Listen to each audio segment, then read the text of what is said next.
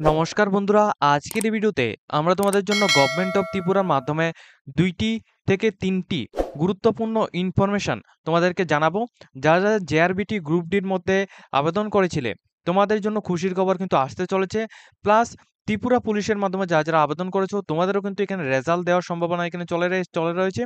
Plus তোমরা কিন্তু joining কখন হবে, প্লাস নতুন করে কোনো রিক্রুটমেন্ট হবে কিনা এর সম্পর্কিত বিভিন্ন তথ্য, প্লাস জেআরবিটির ফাইনাল রেজাল্টটি তোমাদের কখন দেওয়া হবে, তোমরা কখন থেকে তোমরা জয়েনিং করবে, সমস্ত ডিটেলস বিস্তারিতভাবে আজকের এই ভিডিওতে আমরা আলোচনা করব।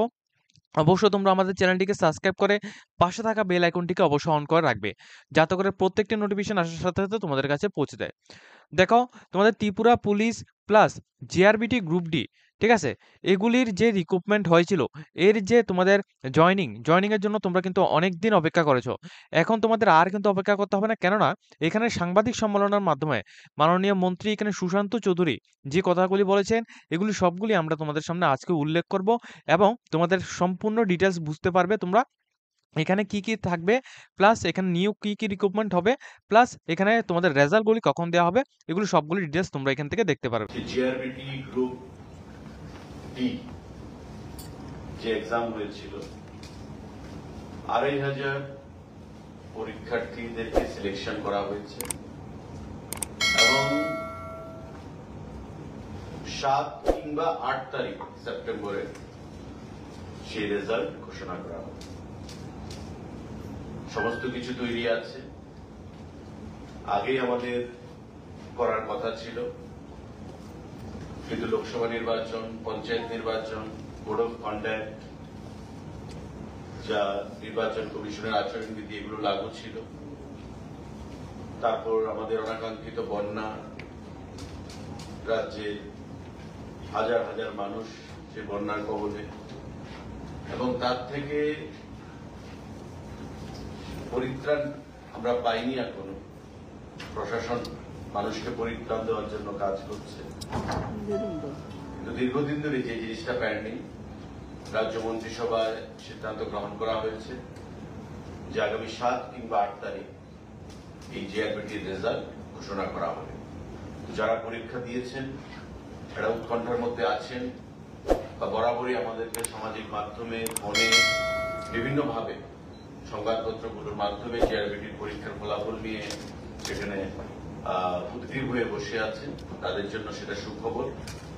যারা সফলতা লাভ করবেন তাদেরকে সবাইকে রাজ্য মন্ত্রী পরিষদের তরফ থেকে আমরা অগ্রিম অনেক অনেক শুভেচ্ছা জ্ঞাপন করছি। আরেকটা গুরুত্বপূর্ণ সিদ্ধান্ত, necessary approval towards filling up of an additional 916 vacant posts of constable, men and women in Tripura Police through direct recruitment. Home Department এর অধীন 916 জন কনস্টেবল, ম্যান এন্ড ওমেন, সেগুলো রিক্রুট করা হবে। ইতিমধ্যে আমাদের ১,০০০ কনস্টেবল যাদের পরীক্ষা হয়েছিল সেগুলো প্রায় তৈরি আছে।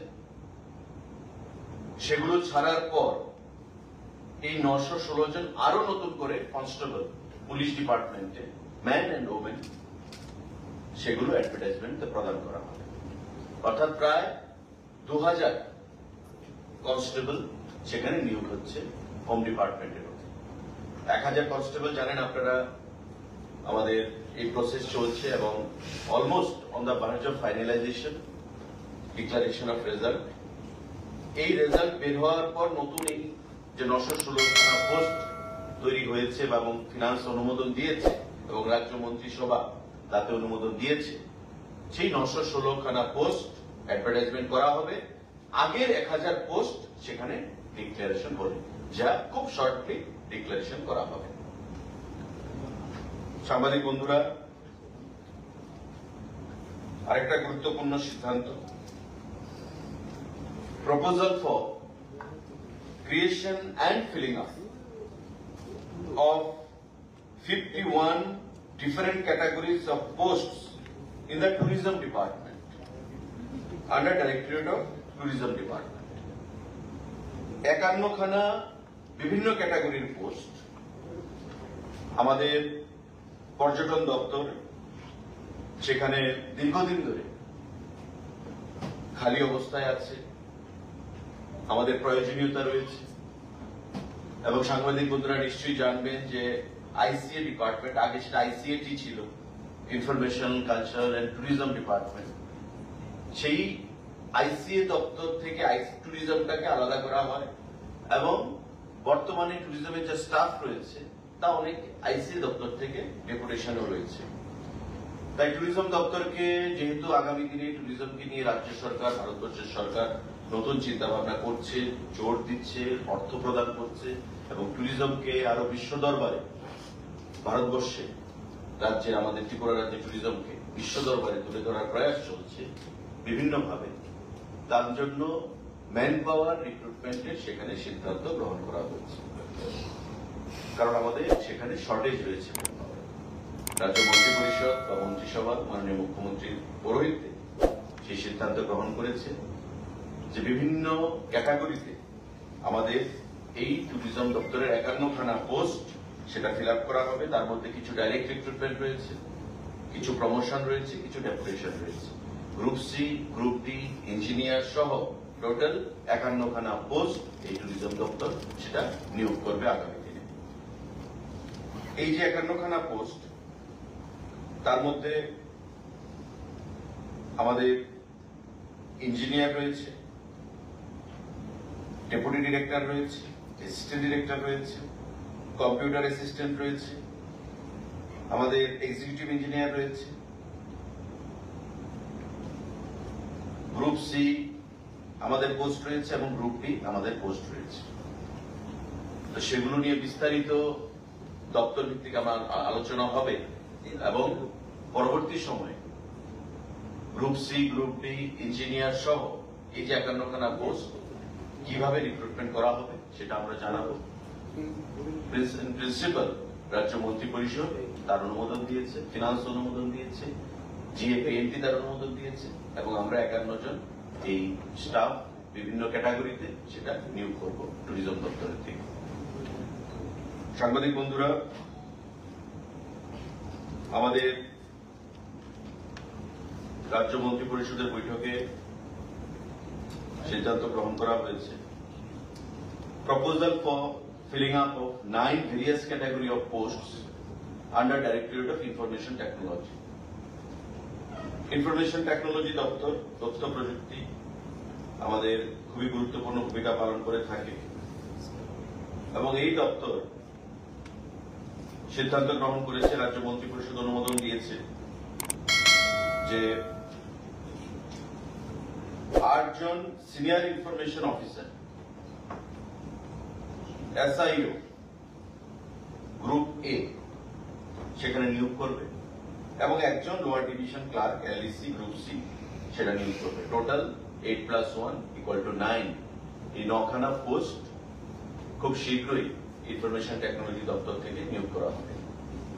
Senior information officer, senior informatics officer,